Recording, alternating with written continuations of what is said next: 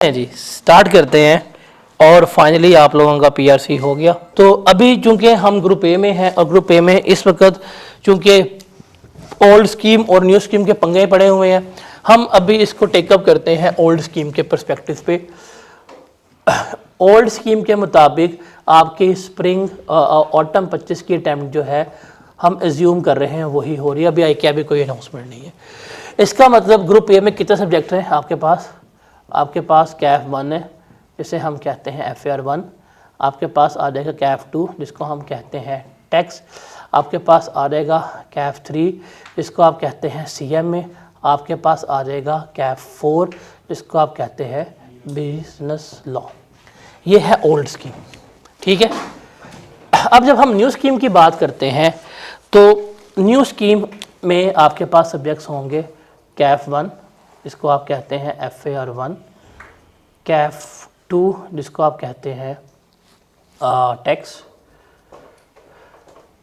कैफ 3 ये data system risk है, Kaif 4 business and corporate law, Kaif 5 जो है वो होगा आपका FAR2, कैफ 6 जो है वो होगा MFA, कैफ 7 जो है वो होगा मैनेजरियल अकाउंटिंग और मैनेजमेंट अकाउंटिंग, और कैफ 8 जो है वो होगा आपका ऑडिट एंड इंश्योरेंस। ये है आपके पास नई स्कीम और ओल्ड स्कीम। है अभी तक यही कि आपके जो पेपर्स हैं वो किसके मुताबिक हो रहे हैं, ओल्ड स्कीम के मुताबिक हो रहे हैं। अब ये स्कीम एज ऑफ नाउ इसलिए इम्पॉर्टेंट है और ये लॉन्ग बैच इसलिए इम्पॉर्टेंट है कि अगर आपके ये 4 सब्जेक्ट पास हो जाते हैं, अगर का मतलब नहीं ये करने हैं, ये 4 सब्जेक्ट आपने पास करने हैं, और ये स्कीम जो है ये स्प्रिंग 26 में तो कंफर्म एप्लीकेबल हो जानी है। मतलब ये वाली अटैम्प्ट तो कंफर्म न्यू स्कीम के मुताबिक ही होनी है। अगर आप सितंबर 25 में ये 4 पेपर पास कर जाते हैं, आपको बेनिफिट्स कितने मिलेंगे। ये 4 पेपर पास करने के बाद पता है आपको सितंबर 26 में कितने पेपर देने पड़ेंगे। आपको देना पड़ेगा एक पेपर ये ऑडिट का, एक पेपर देना पड़ेगा आपको MFA का, एक पेपर देना पड़ेगा आपको R2 का, और जो ये बिजनेस लॉ वाला पेपर है इसमें देना पड़ेगा आपको कंपनी का सिर्फ कितना 50 मार्क्स वाला, 100 वाला नहीं, कितना 50 मार्क्स वाला। इसका मतलब क्या हुआ, इसका मतलब हुआ ये 4 पेपर आपके अगर इस सितंबर 25 में पास हो जाए, आपको कितने पेपर की माफ़ी मिलेगी। आपका एक ये पेपर एग्जाम्प्ट हो जाएगा, 2, 3 और ये कितने हो गए 0.5, 3.5 पेपर ये, और एक आपका ये, आपके 4.5 पेपर एग्जाम्प्ट हो जाएंगे अगर आप यहाँ पे 4 पेपर पास करते हैं। तो इसलिए ये लॉन्ग बैच में इन 4 पेपर को ग्रुप ए को क्लियर करना आपके लिए बहुत इंपॉर्टेंट है, बिकॉज इससे आपका जो नया पेपर आना है ये एग्जाम्प्ट हो जाएगा, ये आपको देना नहीं पड़ेगा। उसने क्या करना है कि अपने आप को एग्जाम्प्ट डिक्लेयर कर देना है। तो अगर आप खुद देखें, अगर आपके 4 पेपर यहाँ पे पास हो रहे हैं, ठीक है, यहाँ पे आपके पास कितने पेपर रह गए हैं। अगर आपके 4 पेपर पास होते हैं, आपके पास ऑडिट है, आपके पास FAR2 है, आपके पास MFA है, ये 3 बड़े पेपर हैं, और एक आपके पास कंपनी लॉ है जो कितने मार्क्स का है, सिर्फ 50 मार्क्स का है। वो बच्चा जिसने अब 4 पेपर पास किए हैं, क्या वो अगली अटैम्प्ट में 3.5 पेपर पास नहीं कर पाएगा, कर पाएगा, इजीली हो जाएगा।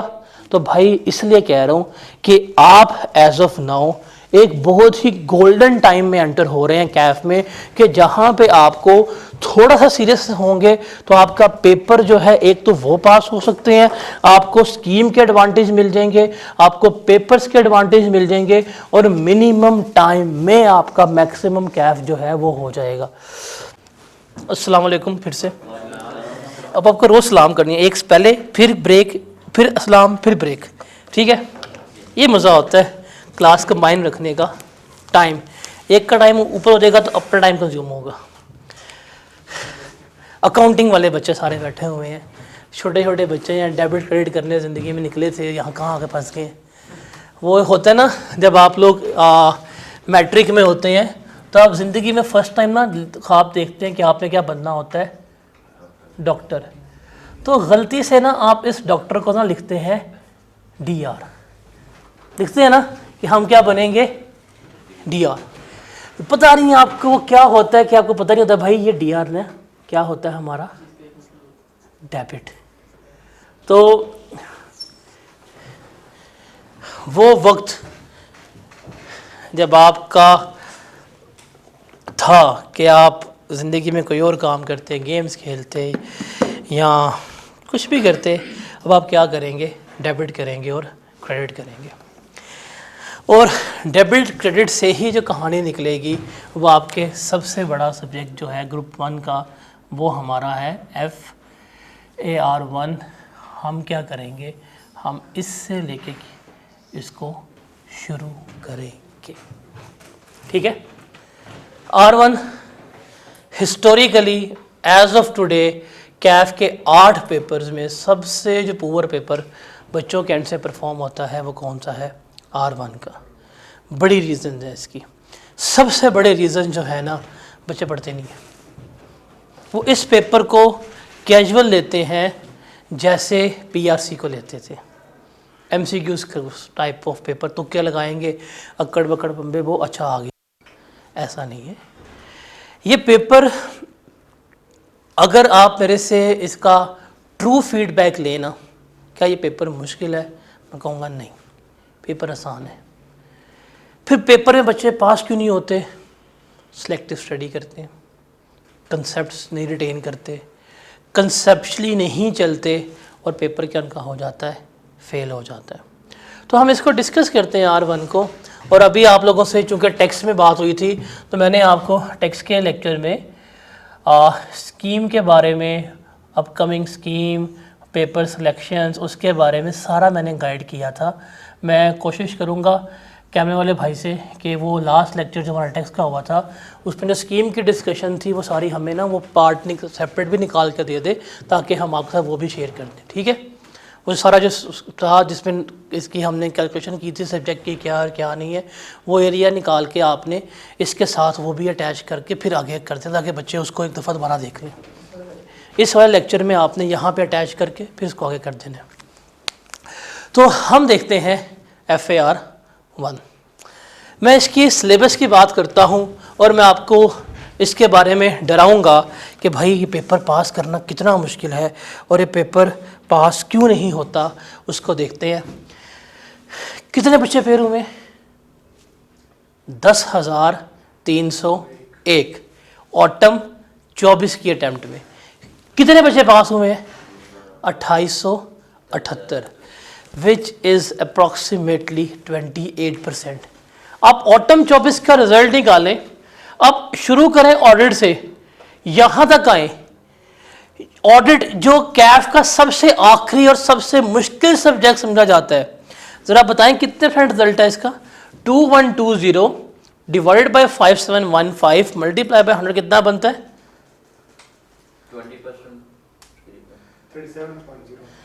37% रिजल्ट है कैफ के सबसे मुश्किल पेपर का। फिर हमारा कैफ का सबसे लॉन्ग पेपर है FAR2। कितने बच्चे हुए थे पेयर, 4716। कितने पास हुए, 2105। 2105 को डिवाइड करें 4716 में, क्या आता है आंसर,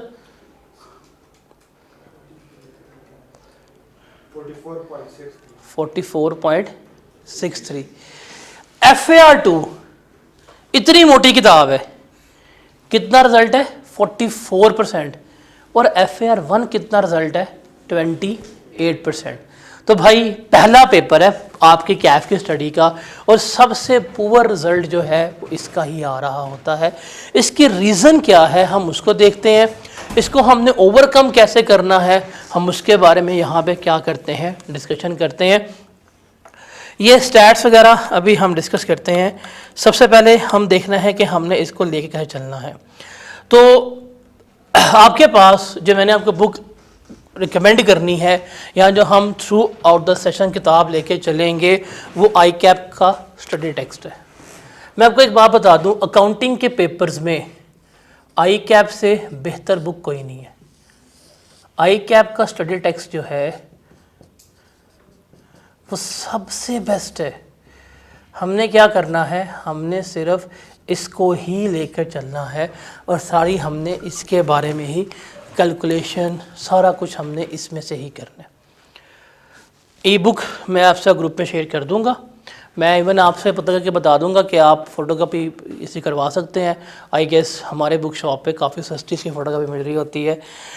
इसके अलावा मैं आपके साथ लेक्चर की स्लाइड्स जो हैं वो भी शेयर करता जाऊंगा, आपके ग्रुप में आ जाएगी, आप उसको लेके चले जाइएगा। हम R1 के सिलेबस की बात करें, हम ग्रिड की बात करें, तो हमने R1 को इन 3 ग्रिड्स में डिवाइड किया हुआ है। तो ये बड़ा इंपॉर्टेंट है।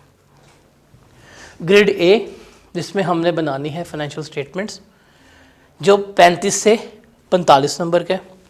ग्रिड B जिसमें हमने देखना है कंसेप्चुअल फ्रेमवर्क क्या होता है और हमने इंटरप्रिटेशन कैसे करनी है। आप लोग PRC में फाइनेंशियल स्टेटमेंट्स बना के आते हैं जी, इतना ग्रॉस प्रॉफिट था, इतना नेट प्रॉफिट था, अब उसको इंटरप्रेट कैसे करना है, एक्सप्लेन कैसे करना है, उसको हम यहाँ पे देखेंगे। इसकी वेटेज कितनी है, 20 से 30 नंबर की है।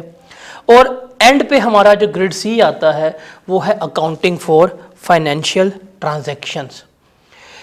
ये है वो एरिया जो नॉन करंट एसेट्स से रिलेट करता है। Depreciation, assets, tangible, long current assets, non current assets, उनको हमने क्या करना है, डिस्कस करना है। तो हमारा सिलेबस ना बस ये इन 3 ग्रिड्स में क्या किया गया है, डिवाइड किया गया है। और इतू से ग्रिड है सिर्फ हमारा।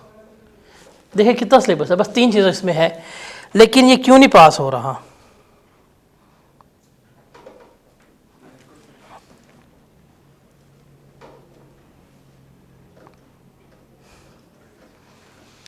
तो उसकी रीज़न जो है वो हमने देखनी है।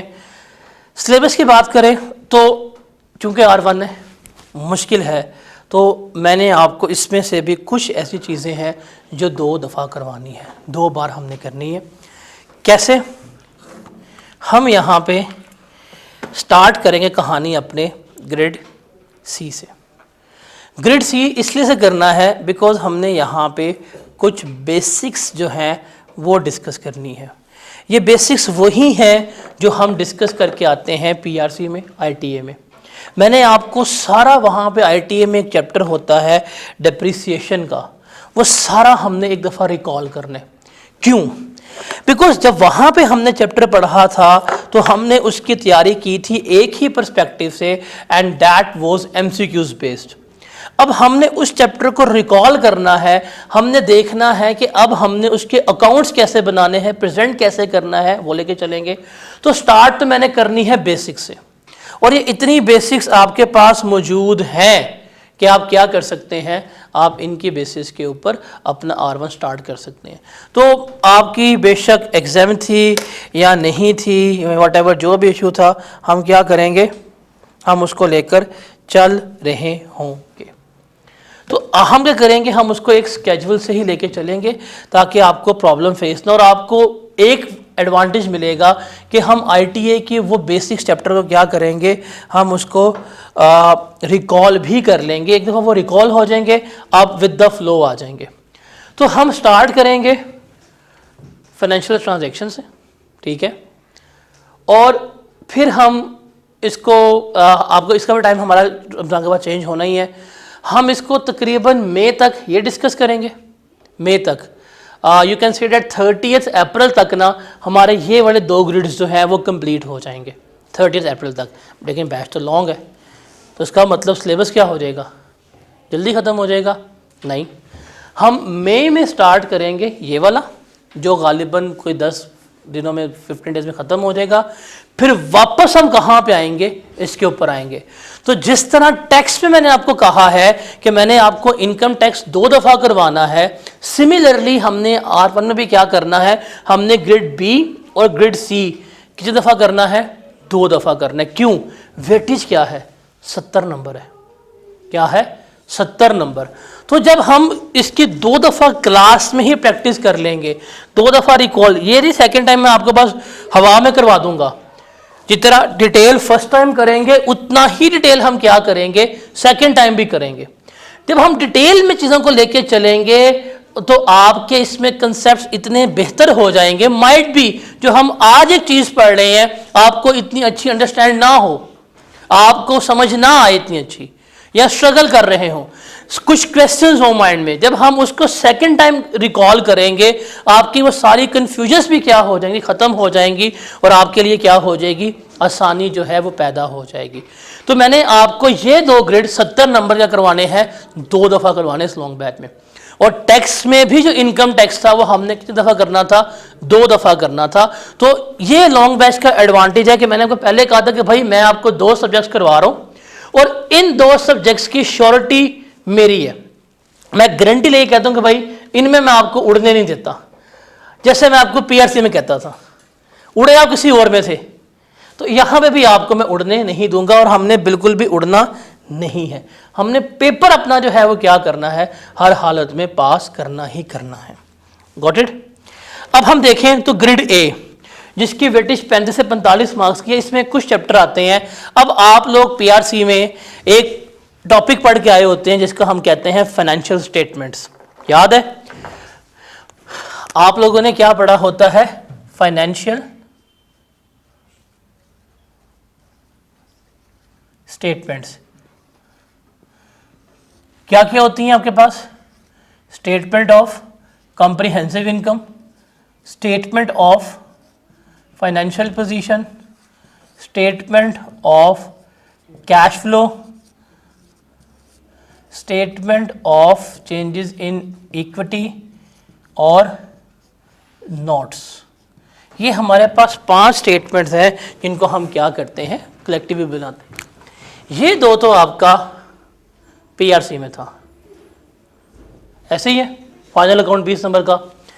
ये 3 जो है वो हमने कहाँ सीखनी है, FAR 1 में सीखनी है, लेकिन मैं इनको भी एक दफ़ा रिकॉल लाजमी करवाऊंगा बिकॉज ये हमने लेके चलनी है। अब इसमें से जो हमारी एक है statement of changes in equity, वो आती है। अब यहाँ पे एक चीज़ रखेगा, एक होता है टेस्टिंग लेवल। टेस्टिंग लेवल का मतलब है कि वो सवाल आपसे कितने मार्क्स का पेपर में आएगा। टेस्टिंग लेवल जिसका कि 1 लिखा है ना, इसका मतलब है कि आई कैप उस टॉपिक में से मैक्सिमम 8 नंबर का पूछेगा सवाल, और जिसका 2 लिखा हुआ है इसमें से मैक्सिमम 20 नंबर का पूछेगा। टेस्टिंग लेवल 3 आपके सिलेबस का पार्ट नहीं है, कैफ लेवल पे उस पर से 25 नंबर तक का सवाल आता है, तो ये है 20 नंबर तक का सवाल आएगा। फिर स्टेटमेंट ऑफ कैश फ्लो कितने नंबर का आएगा, 20 नंबर का। फिर जो एरर्स वगैरह होंगे IAS 8 हम पढ़ेंगे स्टैंडर्ड, वो कितने नंबर का आएगा, 8 नंबर का आएगा। और हमारे पास नॉन प्रॉफिट ऑर्गेनाइजेशन है, वो कितने नंबर की आएगी, 20 नंबर की आएगी। तो हमारे पास ये ग्रिड ए है जिसकी वेटेज कितनी है, 35 से 45 नंबर की जो है हम क्या कर रहे होते हैं, लेकर चल रहे होते हैं। डन। इसके बाद है हमारे पास ग्रिड बी। इसमें से हमारे पास आता है कंसेप्चुअल फ्रेमवर्क, एक थ्योरेटिकल चैप्टर है जिसमें से 8 नंबर का लाजमी पेपर में आएगा। हम इसमें से कुछ देखेंगे रेशियोज और कुछ हम देखेंगे EPS। ये 2 चैप्टर जो हैं वो हम यहाँ पे देख रहे होंगे। इसमें से भी एक सवाल आता है, और इसमें जो रेशियोज और EPS दोनों 20-20 नंबर के होते हैं। जो सबसे बड़ा ग्रेड है वो है हमारा ग्रेड C, जिसकी वेटेज क्या है, 30 से 40 नंबर। ये वो है जहाँ से हम अपनी बेसिक्स को लेकर चलेंगे, हम अपनी बेसिक्स को स्टार्ट करेंगे। इसमें IAS 16 देखेंगे, प्रॉपर्टी प्लांट इक्विपमेंट, डेप्रिसिएशन वगैरह क्या होती है वो, government grant, borrowing cost, impairment, और एंड पे क्या देखेंगे, इन्वेस्टमेंट प्रॉपर्टी। तो अब देखें आपके पास लॉन्ग क्वेश्चन वाले चैप्टर हैं कितने, 1 2 3 4 5 6 7, आपके 7 चैप्टर्स ऐसे हैं जिसमें से क्या करेगा आई कैप 20 नंबर तक का सवाल पूछ रहा होता है, और पेपर में आपको मैक्सिमम 4 सवाल आने होते हैं। जब हम इनमें चलेंगे, हम इनकी प्रैक्टिस करेंगे, आपको समझ आ जाएगी। लेकिन हम कहानी स्टार्ट कहाँ से करेंगे, अपनी IAS 16 से करेंगे, जो हमारा बिल्कुल बेसिक होगा। हम बिल्कुल बेसिक से लेके चलेंगे PRC। इवन मैं कल स्लाइड्स भी वो इस्तेमाल करूँगा जो मैंने आपको PRC में कराई हुई थी, ताकि आपका एक पूरा चैप्टर वो डेप्रिसिएशन का क्या हो सारा रिकॉल हो। अब फ़र्क क्या होगा, हम सिर्फ वहाँ पे MCQs करते थे, कैलकुलेटर पकड़ा, रफ वर्क किया, निकाल दिया। अब हमने प्रॉपर सवालों को सॉल्व करना है, हमने प्रॉपर फॉर्मेट्स बनाने हैं, हमने प्रॉपर जो है अपना आंसर उनको लिखना है कि ये हमारा आंसर है। इस तरह से हमने क्या करना है, चीज़ों को लेकर चलना है। ये सारा कुछ हम क्या करेंगे, देख रहे होंगे। अब जो कि हम बात कर रहे थे कि ये हमारा R1 जो है वो हिस्टोरिकली सबसे वर्स्ट पेपर है। क्या है? वर्स्ट पेपर है। मैं नहीं कहता, आई क्या कहता है। स्प्रिंग 22 में कितने % रिजल्ट था? 23%।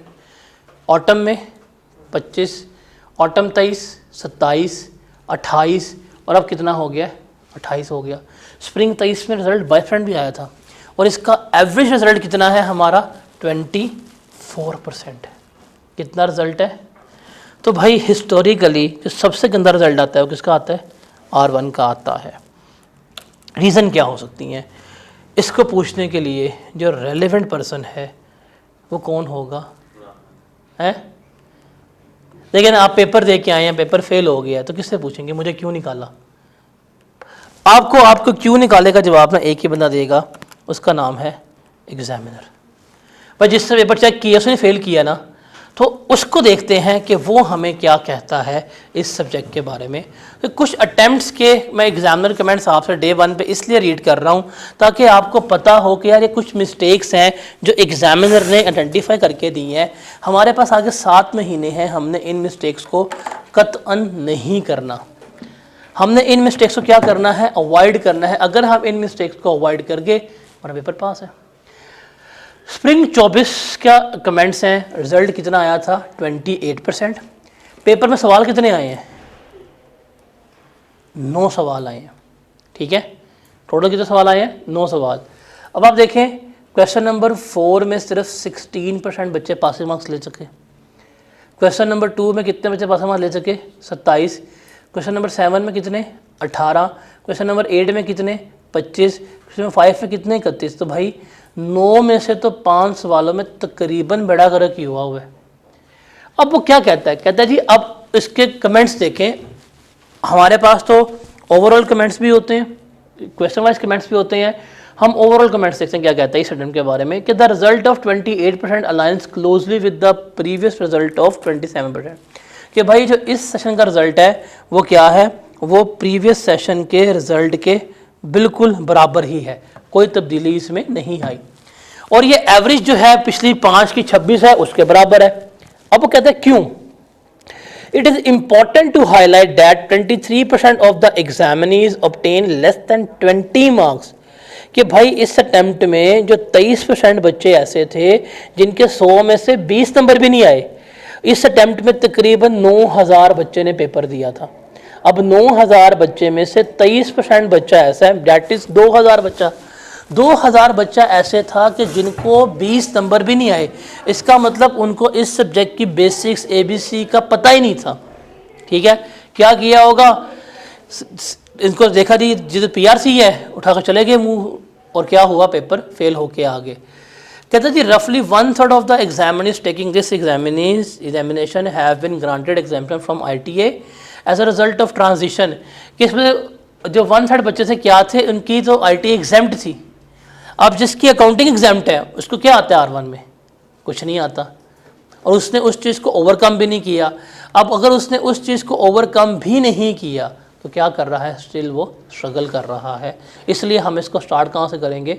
बेसिक से। अगर आपने ITA बिल्कुल भी नहीं पढ़ी हुई तो कोई मसला नहीं है, हम इसको क्या करेंगे? बेसिक से ही लेके चलेंगे। फिर कहता है द ओवरऑल परफॉर्मेंस में displayed notable disparities. Highest number जो हैं वो 97 भी आए हैं। हाईएस्ट नंबर कितने आए हैं? 97 आए हैं इसमें से। और उसने बताया कि जो क्वेश्चन नंबर 2 था, 3 था और 5 था, 2, 3 और 5, इसमें से कुछ बच्चे ऐसे हैं जिसके 0 मार्क्स आए हैं। वो कितने बच्चे हैं? 29% बच्चे ऐसे हैं जिनके क्वेश्चन नंबर 2 में 0 मार्क्स आए हैं। तो ये उसने क्लियरली हमें बताया कि भाई ये पंगे हैं आपके। चलें, जज्बाती हो गया होगा, एक और अटैम्प्ट पकड़ लेते हैं। एवं जज्बात में आ गया होगा, दुख लगा होगा एग्जामिनर को। ऑटम 23 कहते हैं जी 9 सवाल थे। अब आप देखिए क्वेश्चन नंबर 1 बेड़ा गर्क, 2 बेड़ा गर्क, 3 बेड़ा गर्क, 7 सत्यानाश, 8वें का भी सत्यानाश है। तो भाई 5 का तो फिर आपने क्या किया हुआ है? कुछ किया ही नहीं है। कहते थे the current result of 27% closely aligns with the previous result of 22%, the 5 session rolling average जो 26% है कि भाई तुम उतने ही हो, तुम उससे ऊपर ग्रो नहीं कर पाए। कहते हैं जी रफली half of the examinees taking this examination have been examinated from ITA due to transition of new scheme, notably the pass rate for these exempted examinees is considerably low than that of the others. कि जिनका ITA exam था ना वो तो आधे बच्चे fail ही हैं, जिसका ITA एग्जाम था वो बच्चे क्या है, फेल है। इसका मतलब ITA पास करना बड़ा अहम था इस पेपर को पास करने के लिए। जिसकी ITA पास नहीं हुई ना उसका पेपर भी क्या होता है, सफ़र करवाता है। तो आपके पास टाइम है, 7 महीने हैं, अपने कंसेप्ट का पॉलिश कीजिएगा, हो जाएगा आपका। फिर कहता है the performance of examinees display notable disparities among the answer, a considerable number of examinees achieve exceptional scores attaining marks in 80s, और हाईएस्ट कितने आए थे इसमें, 98। इसका मेरिट सर्टिफिकेट कितने नंबर आए हैं, 98 नंबर आए हैं। However it is important to highlight that 19% of the examinees obtain less than 20 marks, highest 98 है, और जो 90% बच्चे ऐसे हैं जिसके 20 से भी कम नंबर आए हैं। वो क्या कह रहा है जी, selective study was evident as candidate successfully garnered higher marks in 3 to 4 question. 3 से 4 क्वेश्चन में उनके मार्क्स आ जाते हैं, बाकी क्वेश्चन में मार्क्स ही नहीं आते। तो क्या कर रहे हैं, सिलेक्टिव स्टडी। किसने कहा, एग्जामिनर ने। आप स्प्रिंग 23 के पढ़ेंगे तब भी वो यही कह रहा है, ऑटम 23 पढ़ेंगे तब भी यही कह रहा है। तो भाई उसके एग्जामिनर कमेंट्स तो हैं ही यही। अगर इन सारे एग्जामिनर कमेंट्स का मैं सम अप करूं तो आपकी रीज़न ऑफ फेलियर जो है वो कुछ ये आ रही हैं। रिक्वायरमेंट का नहीं पता, वो क्या पूछ रहा है हमें पता नहीं है, हमें वर्किंग्स का नहीं पता, हमें स्टैंडर्ड के मुताबिक कैसे लेके चलना है नहीं पता। अब देखिए यही मैं आपको बता रहा था, यही डेप्रीसिएशन आप लोगों ने PRC में पढ़ के आए हैं। PRC में जी कैलकुलेटर पकड़ते से वैल्यू लिखी, मल्टीप्लाई किया, मैथ्स का प्रिंसिपल लगाए, आंसर आ गया, मार्क किया, पेपर पास हो गया। वहाँ पे हमने सवालों को प्रेजेंट करना नहीं सीखा था, ऐसा ही था। यहाँ पे मार्क कहाँ पढ़नी है, प्रेजेंट के। अब वही सवाल जो हम PRC में MCQs बेस करके आ रहे थे, जब हम उनको यहाँ पे प्रैक्टिस करेंगे, हम उसको देखेंगे भाई हमने पेपर पे कैसे लिखना है, स्टार्ट कहाँ पे करना है, हेडिंग कहाँ पे देनी है, वैल्यूज कहाँ प्लेस करनी है, वर्किंग कहाँ बनानी है, रेफरेंसेस कैसे देने हैं, तो वो चीज़ हमने सीखनी है। और PRC का बच्चा बेसिकली मार खा ही इस वजह से रहा है, क्यों, उसको प्रेजेंट नहीं करना आता। क्या नहीं करना आता, प्रेजेंट नहीं करना आता। डन हो गया। फिर सेलेक्टिव स्टडी R1 में तो बच्चे सेलेक्टिव स्टडी करते हैं। मैं हर अटैम्प्ट में रिज़ल्ट के बाद बैठता हूँ, बच्चे आते हैं, इस दफ़ा अभी आया रिज़ल्ट, सर जी मैं बड़ा डिप्रेस्ड हूँ, बताएं मैं क्या करूँ, ज़िंदगी का तो मकसद नहीं है, फोत होना चाहता हूँ, ये और वो। मैं सुनता रहा, रोना शुरू हो गया। लड़का था इधर रोई जा रहा है। मैं कहा अच्छा भाई हुआ क्या है, सर वो पिछले ना 5 अटैम्प्टें हो गए, मेरा R1 का पेपर पास ही नहीं हो रहा। 5 अटैम्प्टों का मतलब है 2.5 साल से उसका पेपर पास नहीं हो रहा। मैं कितने नंबर आए हैं जी, देखें 34 नंबर थे, इतने ही थे। मैं कहा अच्छा, मैंने बुक मंगवाई, मैंने कहा यार ये 11 चैप्टर हैं, बताएं चैप्टर कौन सा नहीं आता आपको। कहता जी मुझे NPO नहीं आता, मुझे करेक्शन ऑफ एरर नहीं आता, और मुझे IS 8 नहीं आता। मैंने कहा दिल तो करा तुम्हें मैं वजाऊँ पकड़ के, तुम्हें 2.5 साल से ये 3 चैप्टर नहीं आ रहे, और तुमने 2.5 साल में इन 3 चैप्टर्स को करने की कोशिश भी नहीं की, तो तुम्हें कहाँ एक का पास करेगा। और हालांकि इन 3 चैप्टर में से आपको पेपर में 20 नंबर आता ही आता है। वो 20 नंबर तो उसने तैयार किए ही नहीं है। कितने साल हो गए, 2.5 साल। तो भाई सबसे बड़ी रीज़न ये है कि बच्चे कहते हैं कुछ टॉपिक कर लो हम पास हो जाएंगे, वो तैयारी 50 की करते हैं।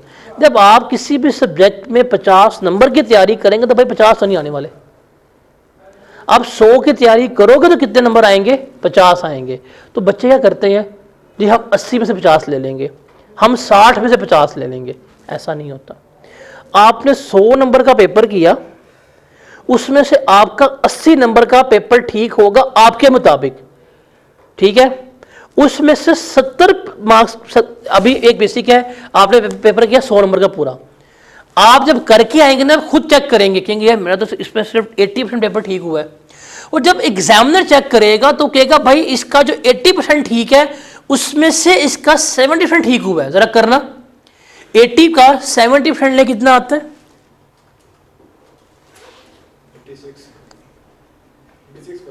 ये नंबर आते हैं आप लोगों के। ये है प्रैक्टिकल, फैक्चुअली बात बता रहा हूँ, आप जब पेपर दे के आएंगे 100 का, जब आप खुद काउंट करेंगे यार मेरे 80 आएंगे, और जब एग्जामिनर चेक करने बैठेगा उस 80 में से आप कहेगा भाई इसका सिर्फ 70% पेपर ठीक हुआ था, तो आप जाके कितने नंबर लेते हैं? 56। और अगर आपने पेपर ही 80 का किया, सवाल छोड़ दिया, तो उस 80 में से आपका ठीक हुआ 80%। जरा 80 का 80% कितना आता है? 64। इस 64 में से आपका ठीक होगा 70%, इसका लिए 70% कितना आता है? 44.8। बच्चों के नंबर ही आते हैं 45, 46, 47। तो भाई बच्चों के नंबर जो करके आए हो वही आते हैं। आप 100 का पेपर करके आओगे, 100 का पेपर ठीक तो कभी नहीं होना। आपने 100 का किया, उसमें से आपका 80 का ठीक है, जब उसने आपका 80 का चेक किया उसमें से कहेगा भाई आपका सिर्फ 70 का क्या पेपर हुआ है, ठीक हुआ है। तो भाई ये चीज़ें जो हैं आपने देखनी है।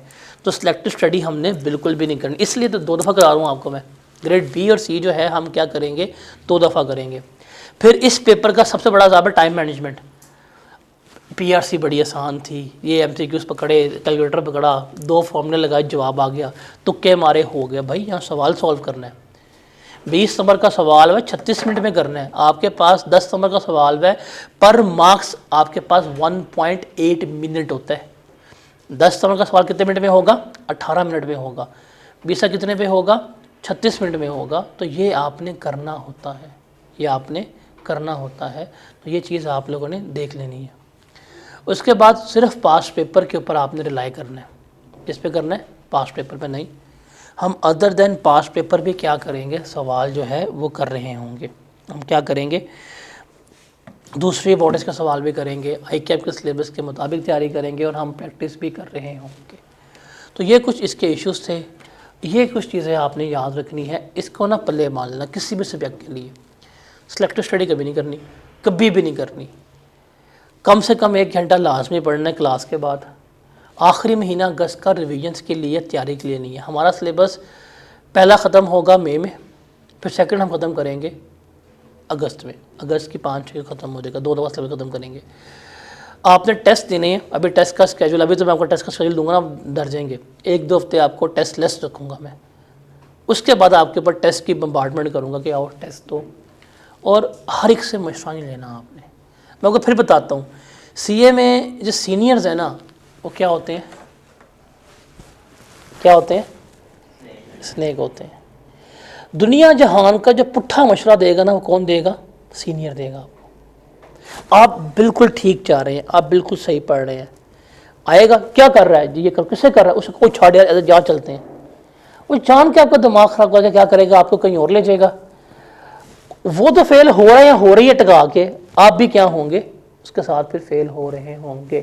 तो आपने अपनी अटेम्प्ट्स बचानी है और आपने अपना टाइम बचाना है।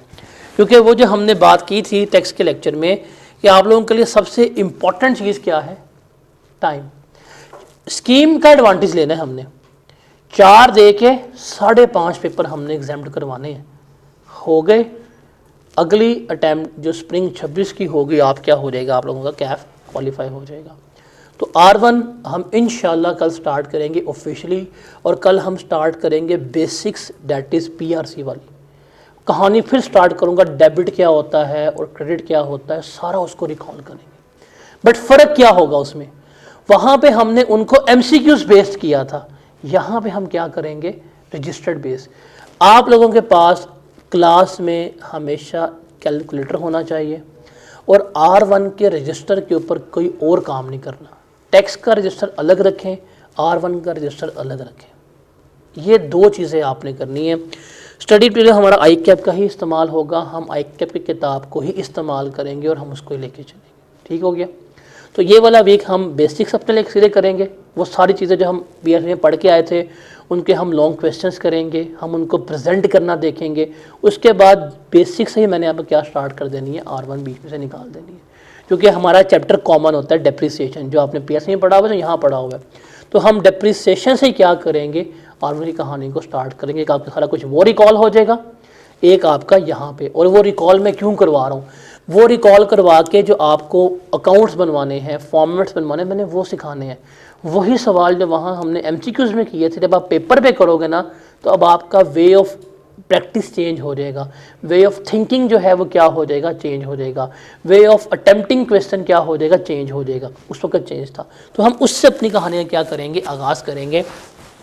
1-2 दिन में या इस वीक में हम वही सारा करके आपको पेपर्स में जब अकाउंट्स बनाना आ जाएंगे, वर्किंग करनी आ जाएगी, फिर हम उसी में से क्या करेंगे, अगले स्टेप पे मूव करके अपना R1 जो है उसको इनिशिएट कर देंगे।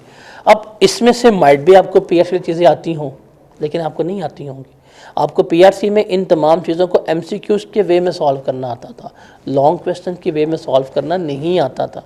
आपने लॉन्ग क्वेश्चन कोई सॉल्व नहीं किया। आपने जो PRC में फाइनल अकाउंट सॉल्व किया था वो भी आपने कंप्यूटर पे किया जाके। आपको फाइनल अकाउंट, फाइनेंशियल स्टेटमेंट्स बनानी पेपर के ऊपर नहीं आती। तो हमने एक दफ़ा उन चीज़ों को पेपर के ऊपर सीखना है। हमने ICAP में जो बनानी है, फिर हम क्या करेंगे, अगले स्टेप के ऊपर मूव कर रहे होंगे। ठीक है, तो बुक आप लोगों ने ICAP का स्टडी टेक्स्ट ही लेना है, उसी में से हम क्या करेंगे, चीज़ों को लेकर चल रहे होंगे।